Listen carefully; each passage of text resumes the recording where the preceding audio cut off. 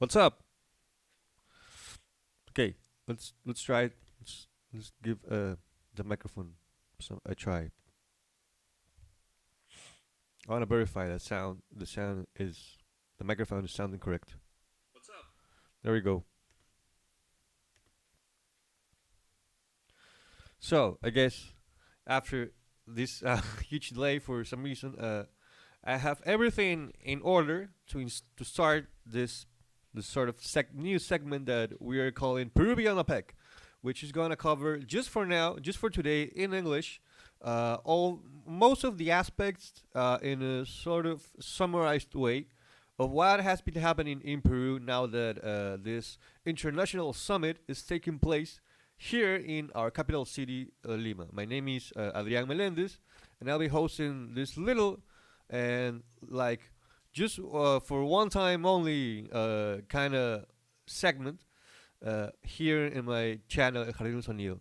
So before we start with the topics that belong to APEC and Peru and how they relate between each other, I like to go through the name of this segment of this show actually because this English version of this kind of show, live streamed YouTube show, is not done in English. As I posted in on my Instagram yesterday. This is only in honor of the internationality of the whole thing. So before well, that's why I'm doing it in English. But before I start with the main menu today, I want to go through the name of the show. So why is it Afuera del Sobre? What does Afuera del Sobre mean? What does Sobre mean, for instance? So sobre is basically an envelope, and afuera means outside. So if you put those words together in a sentence as afuera del sobre, it means literally outside the envelope, right? In a literal sense. Are we recording? Yes, yes we are. But if you take it to a metaphorical level, here in Peru, calling el sobre to your bed, yes, your bed is usually called el sobre in a sort of slangy way, right? And this sort of Peruvian slang kind of vocabulary. So when you say I want to go to el sobre, which is literally quiero ir al sobre, when you say I want to go to the envelope, the literal translation, it just means that you're tired and you want to go to bed. So afuera, meaning outside, would turn el sobre, which is like a metaphor for your bed, uh, and outside of your bed, which is like again another metaphor for like the segment of my channel that wakes you up, right? So that's basically, I guess, my English is not 100% perfect, so I might have trouble getting my words together from time to time. So just bear with me that little bit. But after that, yeah, that would be the meaning of the show. I guess when I clip this part, I'm gonna have to erase a lot of pauses and ums and that kind of stuff. But anyways, that would be the name of the show. That would be the reason why Afuera del Sol is called like that. So outside the envelope literally means in Peruvian slang you can get out of your bed and start your day. Basically, that's why we're doing it in the morning. That's that's basically it. So let's go into the details of the thing. Yes, yes. Okay, so Peru is a country, as you may know, that has the ocean uh, on the west, and meaning being a Latin American country, specifically a South American country, that if your ocean is at the west side of your country, it's very probable that it's the Pacific Ocean. So that's why Peru belongs to this kind of congregation of countries called Asian Pacific countries, apparently, which includes countries from Asia, naturally, a bunch of countries from Asia, like, well, the main one is China, but it also includes Japan, I guess, South Korea, apparently Brunei and Vietnam. Both of the main leaders from those countries arrived yesterday, and along with the U.S., which also has Pacific Ocean on its west side, and a bunch of Latin American countries that I guess also participate in this summit. I think it includes Chile. I don't know if Gabriel Boric is coming at some time. Yeah, I don't know if Borg is coming at some moment, but I believe it includes Chile. So, and naturally, since Peru is hosting for the third time in its history, this kind of, I guess it's a summit. You can call it a summit. So Peru is hosting this summit for its third time in its history, and naturally, it is included in this group of Asian Pacific countries that just gather I guess, each year, but they change locations every time. So I think Peru has had each location with an eight, how do you call it? 8 year difference. Yes. So they basically gather to discuss main leaders of the country's presidents, prime ministers. I guess if some country has a prime minister, I think Brunei has a sultan. I think that's what it's called. I don't know, but main leaders of those countries, of those Asia Pacific countries, just gathering in one specific country that always rotates each year to discuss basically economic matters, and they still they take advantage of this event to, like, how would you say, like, seal? No, I don't think seal is the right word, but like finish up some negotiations, right? To uh like, I don't know, if you're like, for example, we had a megaport apparently built on, I think it's Trujillo. I don't know if Chancay is in Trujillo. I'm gonna research that in a while. But we had a new megaport in a region called Chancay here in Peru. Inaugurated. I think it's gonna be inaugurated today, actually, both by our leaders here in Peru, and by Xi Jinping, the president of China. And so that would be like one of the things that we got. But I don't know where I was going with this. But anyway, so these countries are gonna gather now here in Peru to discuss these economic matters and to, as I was saying, like, for example, in this port, like, finish like some project they have. For example, this port that we have in Shanghai.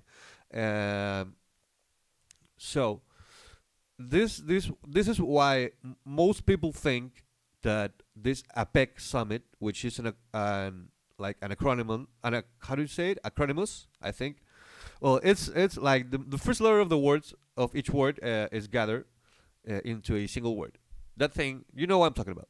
So this APEC thing, which includes the Asia Pacific thing, Asia Pacific words in the in the abbreviation, uh, these countries gather, and besides discussing economic matters and like finishing up deals for mega projects, or like maybe investments from the main countries, like the main powers, into, I don't want to say small countries, but like not so, I guess, developing countries. I think it's an appropriate term.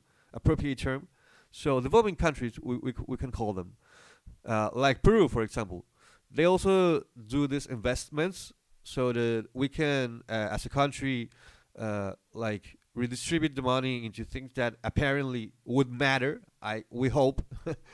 But besides doing like these negotiations and these investments and discussing economic matters between those countries, and I don't know, signing agreements, I guess, uh, they also use this summit to like give an impression of what the hosting country is like, and that part is where the controversy starts for this particular APEC summit.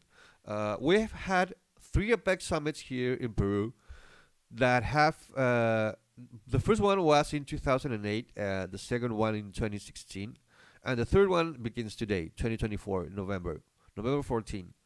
Each APEC summit here in Peru has had different like historical and social cultural, you could say, context besides the economic area, right? Uh, what I mean is that they have been like happening different things simultaneously during that summit here in Peru that weren't addressed not only by the authorities but also by the media. I'm talking about the context, right? The social context that was brewing during that summit each year. I believe during 2008, our president was still Alan Garcia, which is no longer alive. I guess everyone knows why. But we had the main, I think, the main impact that the Garcia government had during that period where when APEC was held for the first time here in Peru was that the year prior, the year before 2008, which is 2007, we had a massive earthquake here in Peru, in the coastal area of Peru, that left this city, which is called Ica, which has like a different denomination here in Peru, but let's call it a city, right? It's an important piece of land called Ica where a bunch of people lived. It left it very destroyed. A lot of people lost their homes, and the government really didn't address that problem, that sort of catastrophe thing, as they should have done. Right? It was like years later then that, with the help of I guess non-governmental organizations, ONGs, I guess NGOs, but also like citizen volunteer, like citizen, like you know, volunteers from the citizenship, from the citizens, right? People that volunteered to help rebuild the destroyed parts of Ica. Uh, that was the main reasons why many of the areas and monuments and buildings destroyed could be rebuilt. So that was happening during the first APEC summit, kind of. Not the rebuilding, but sort of leaving this ignored part of our country that had been devastated by a natural disaster kind of alone. So I guess that would be the main part, the main context during that first APEC summit. 2016 was a different time. Social media was the thing back then. It is still a thing, but I mean, it was a new thing that was kind of taking over the whole country. Not as much as like today, 2024, but still, it started to have a big impact on our society. Mainly at that part, on the youth group, right? The youngsters, you could say. So, 2016 was also a period of, I think the political crisis had already begun, because let's remember, Kuczynski had been elected president, just like he was sworn into presidency July 28th, 2016. That would mean July, August, September, October. 4 months later, the 2016 APEC summit took place here in Peru. I think it was sort of there wasn't so much chaos back then, but the still, I believe the political crisis that, let's say, the far right here in Peru started after those elections uh, was kind of beginning, because they were not attacking the president still, but they were going after the ministers, you could say.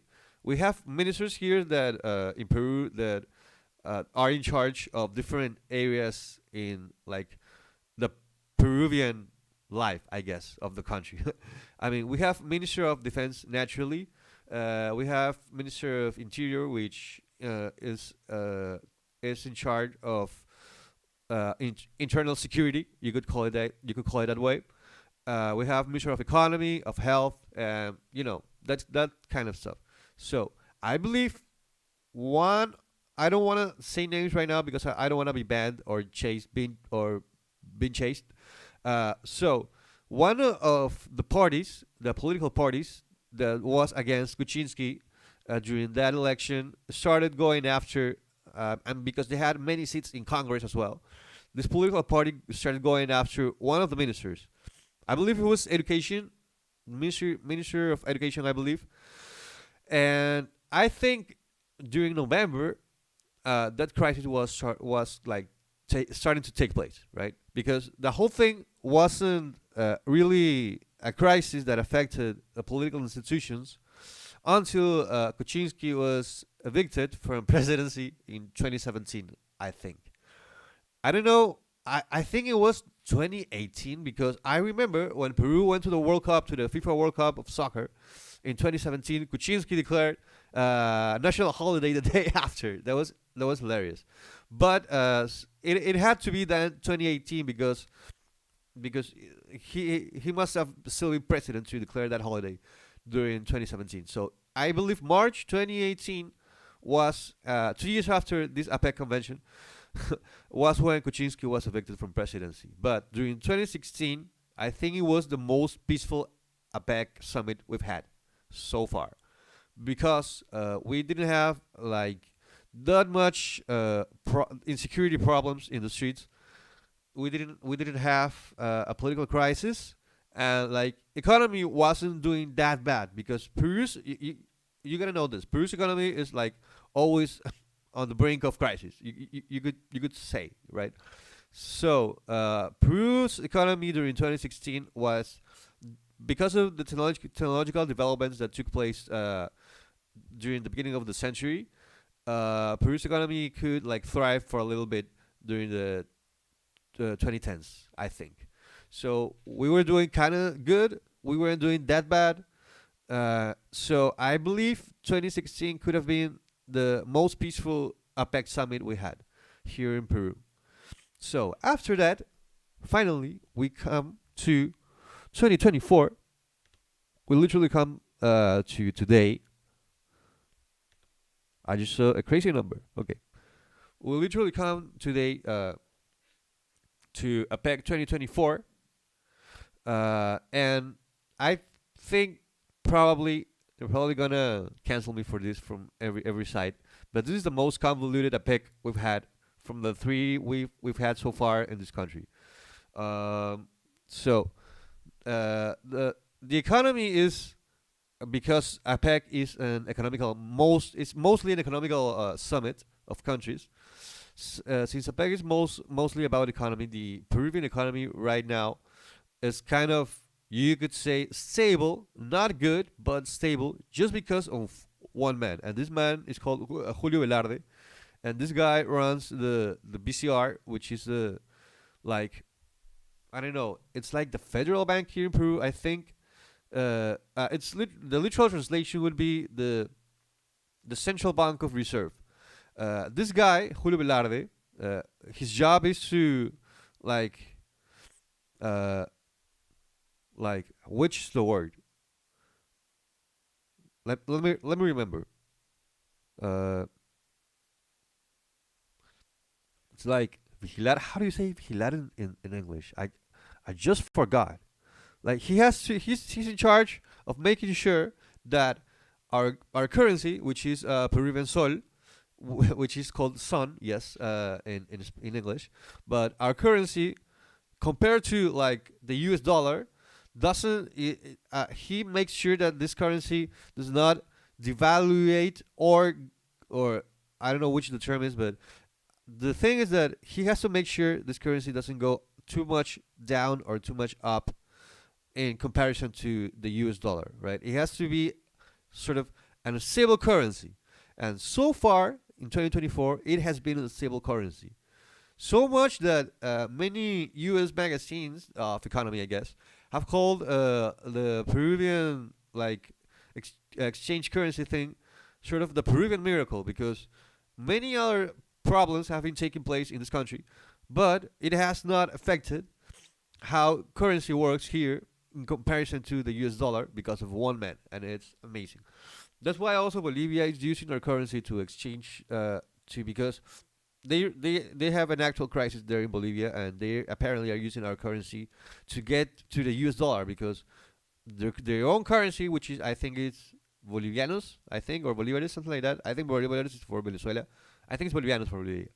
But the Bolivian currency is not working as they wanted, so they have to go through our currency, our Peruvian currency, which is soles, to go to the US dollar afterwards, right? That's how stable we are, apparently. But that's the only like good thing that has been happening, because, as I was saying, there's a bunch of other social and also economical problems taking place in Peru that, well, the economical ones, they come from the social ones, only in this period of time, apparently. I'm talking about insecurity on the streets. This is a very important issue, not only because like robberies have increased in the capital city, which is Lima, and have basically taken over the Trujillo city in La Libertad. So there's like departments here in Peru, and there's like small regions, and there's like these little provinces, right? That's like the subdivision. Departments, which are like the big cities in Peru, and then regions, and then no, I mean departments, provinces, and districts. That's it. So the Trujillo province in the Libertad department, which is like one of the big cities, La Libertad is one of the big cities here in Peru, has been practically taken by robbers, basically, right? They run the place, apparently. And here in Lima, in the capital city, many of the safe districts that we had in the province of Lima, in the department of Lima, yeah, they all have the same name. They have been like invaded by like spontaneous acts of robbery, you could say. So, in comparison to many of the dangerous places that we have in Lima, we some of the safe areas have like from time to time, like a burglar would come to your house, or on the streets you have your phone taken away by motorbike rider, right? But it has been manageable, but so far because it has only been robberies, it hasn't been like there wasn't life that was lost. There wasn't like physical injuries caused by. Sometimes they would like smack you. Sometimes they would have a gun. Sometimes, but they only involved like having your belongings taken away from you, right? That was before the pandemic. I could say. Uh, After 2022, where the pandemic, the COVID bans were lifted and we could go back to the streets, the economy was severely impacted by the lockdowns, and apparently people resorted from the lower economical areas here in Lima. People started resorting to more delinquent acts, and one of them was beyond, you could say, beyond just normal robbery, just having your things taken away from you. Just people started uh, like eliminating how, I mean, I don't want to say the K word, but I think unalive is also being monitored by the algorithm. But yeah, where people were taken down permanently by this new mode of delinquency, which is basically called extortions, right? People would call you for some reason. They have your information, your phone number. They will message you or call you asking you for money, and if you do not agree with this, they start sending you threats, maybe symbolical threats, and afterwards they basically take you down forever. So this has been a major issue in the lower income areas in Lima, and it has been an issue also not in just any. I mean, it has been in any regular person, in any regular citizen. Oh, let's go back to the camera.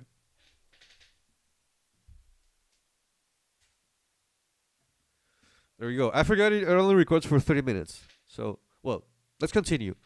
It only affects regular citizens, but and by regular citizens I mean people that are just mind their own business on the street or living in their own homes, right?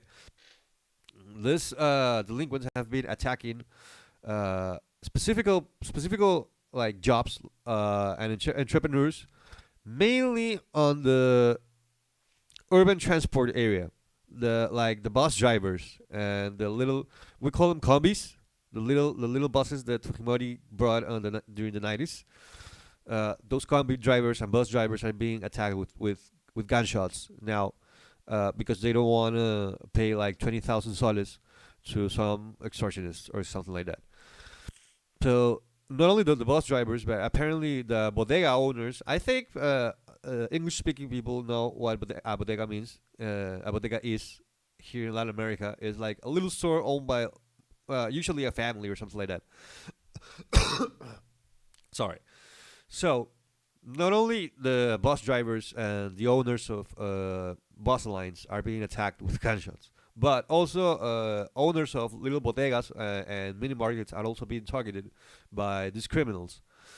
And that's why during the last month, the last months of 2024, let's say, so I think they started in September. I think I don't know. They were first called in August, September, but this sort of protests have been taking place on the capital city uh, because of uh, because of street insecurity, basically.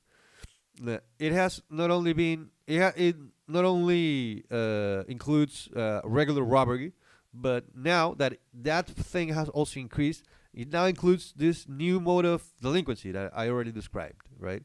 So people are pretty upset because people are being eliminated next to them, and they don't know what to do because the government has not been responding. Simply, they've declared state of emergency, but so far, like each day, we have a new case of somebody being taken down forever. It's affecting entrepreneurs, and that's why I think this social problem it's affecting the economy as well. Not only because like the regular actual legal entrepreneurs that do not try to eliminate people are trying to like make their own business and getting stalled by someone that does not pay taxes and actually wants to get people out of the way. You know how to have its goals fulfilled, right?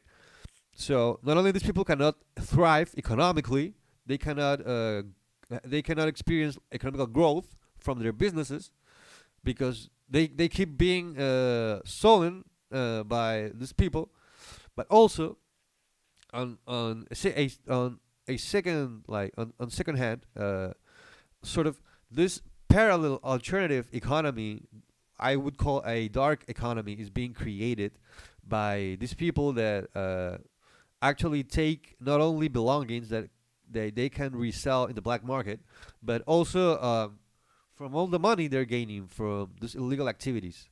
So this dark economy is sort of building up in the capital city, and this like people are turning rich while the country, I mean the like how like the national treasure, I think that's how we call it, it's not increasing in any form because these people naturally don't pay taxes because their money is super legal. So that would be the context in which this 2024 APEC is taking place. Now, the government so far in Peru has been. It's very sad to declare this during this summit, and I guess the own government is gonna put up some publicity or some advertisement on top of my content, but you could say that this this current Peruvian government, has invested a lot of money and taken a lot of effort to put some sort of political makeup on top of all the issues of all the very important issues that we've been having here in Peru, in the capital city, in Trujillo, in the Amazon rainforest because of illegal mining, and a lot of things that have been causing devastation in our population, right, in our citizens. So they have been. This is hilarious because I interviewed a guy from a rock band here in Peru, which is called Volcano. Nice band, rock band. The singer, and as soon as I started listening to the audio version on Spotify, a government advertisement came up advertising a PEC, which I had not authorized or included by myself in any shape or form. But I guess Spotify itself had added it in request of the Peruvian government. I don't know. I don't know how that works, honestly. But that's what happened.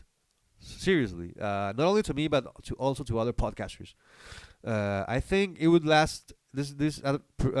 Government advertisement is gonna last until APEC finishes this Saturday, I think. But that's what happened. I'm not gonna lie about it. So the Peruvian government has sort of tried to impose this political makeup, on top of the issues that we've been having in our country, just during the APEC, so that we can give the impression that this is a country you can invest in, right? I mean, you can still invest in Peru, but if you're a country that's gonna invest in us, you actually have to know the truth about investing in us. You're gonna risk your investment if you are not well informed, and if you make an investment that it's probably gonna, I mean, in good like intentions, it's probably gonna do worse to the population and just enrich a small group of people here, right?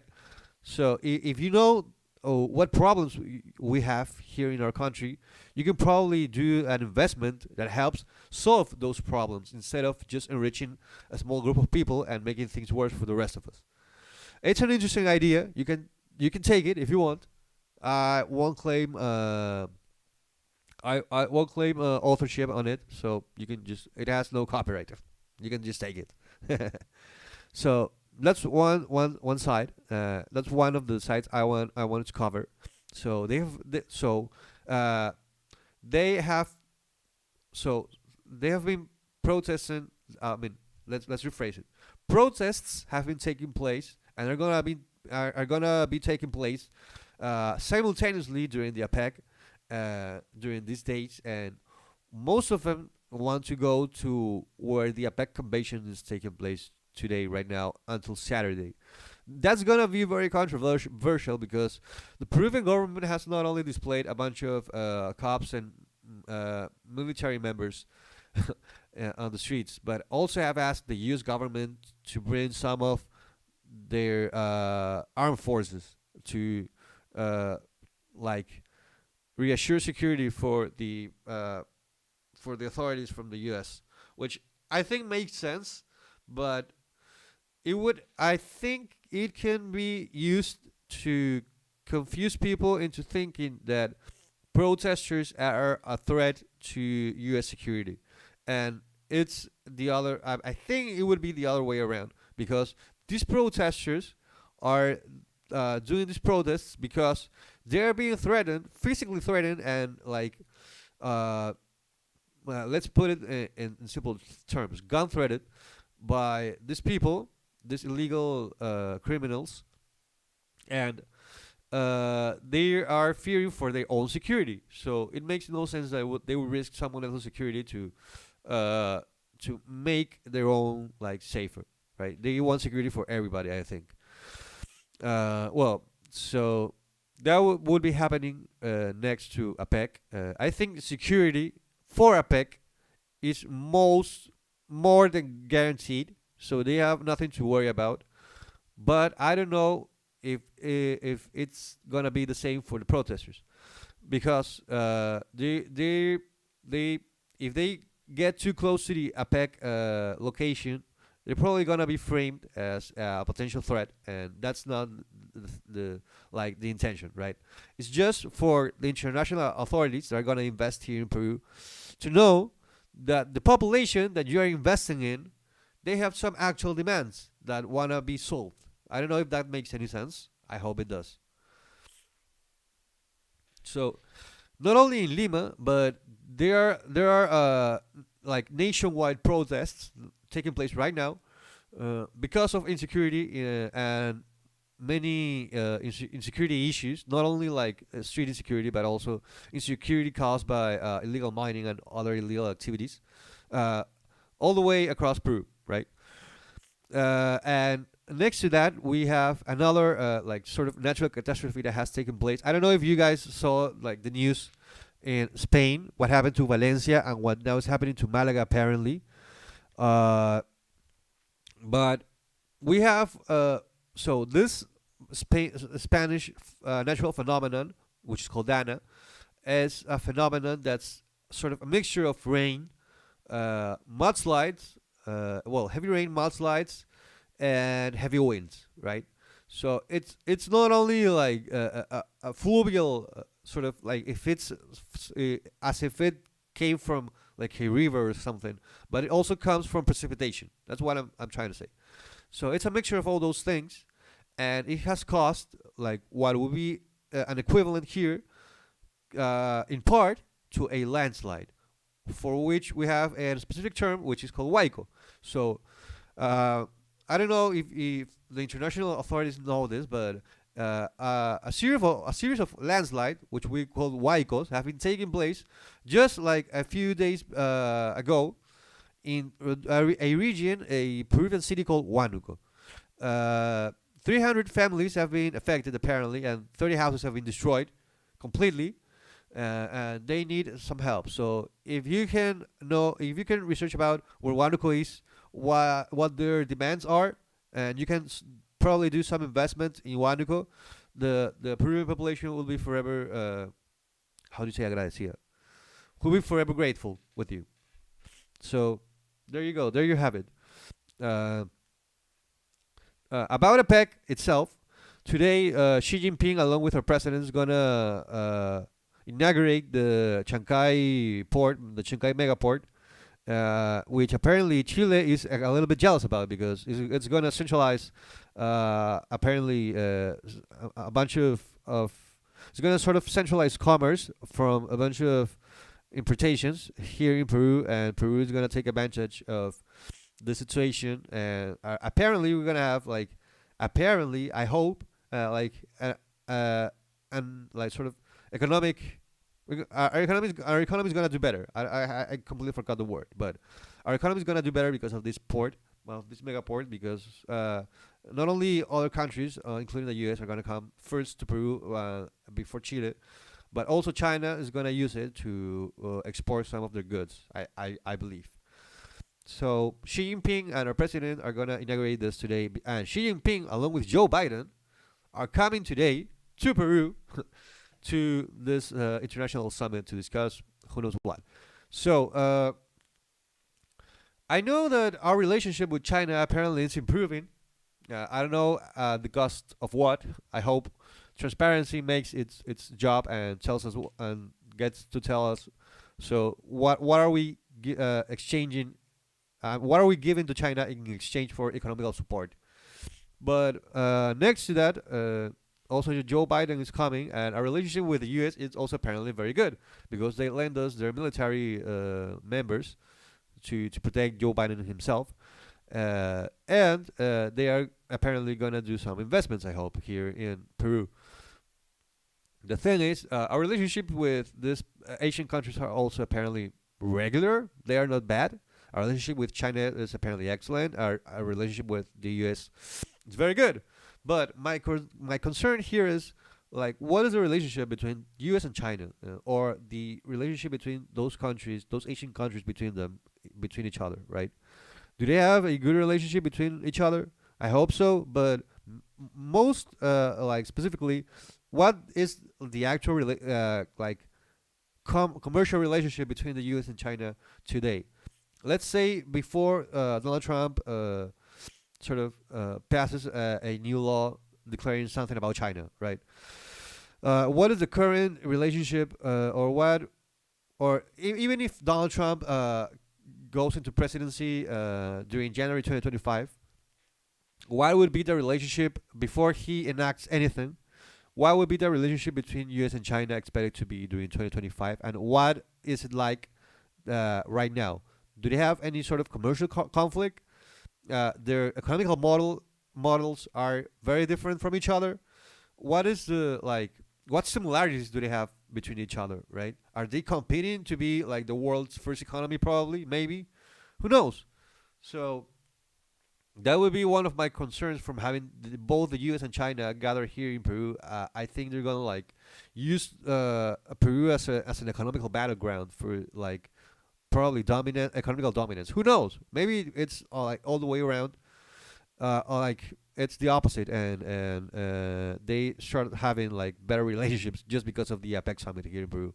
Who knows what's gonna happen, right? Because we have many events going on simultaneously. The thing is that Joe Biden and Xi Jinping are gonna arrive today to do their APEC and inaugurational things.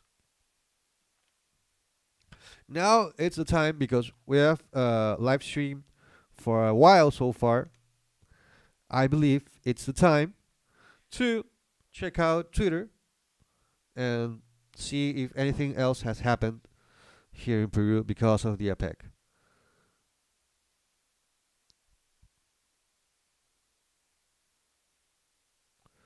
Yep, nothing. Yeah.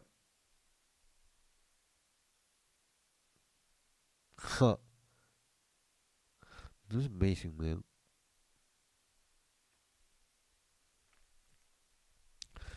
Wow.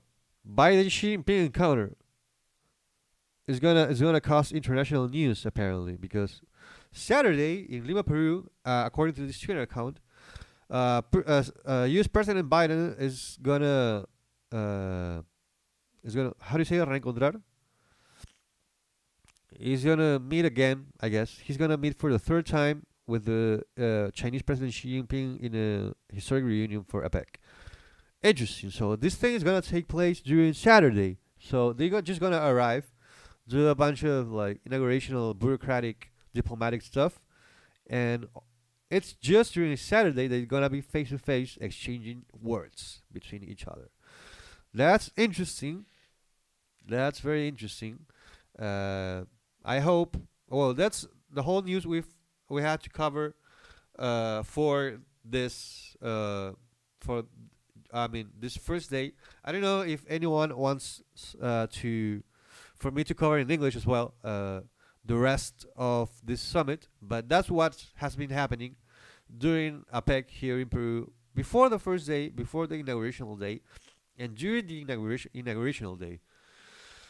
If you guys want me to do more of the segments in English to explain what's happening in this country during this international summit, just leave it in the comments, and I'll turn it on again tomorrow at the same time. I guess between 7:30 and 8, you could say.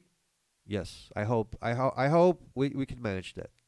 So I don't know for how long we've been talking right so far. I hope it has been more than 40 minutes. I think it has been so far 43. Yes. Yes, it has been. So we've had right now we have two people or watching or listening to this live stream. We have one like, which is a great thing, and we've had so far 45 views in total, which I did not expect at all. I guess the hashtags did their job. I'm glad about it. But we're gonna cut the live stream here, and we're probably gonna turn it on again Saturday in the morning or in the afternoon after Joe Biden and Xi Jinping have their meeting, because that's when I think the most of the APEC related news and Peru related news, and I think protests related news are gonna be circulating on the media that we can comment on.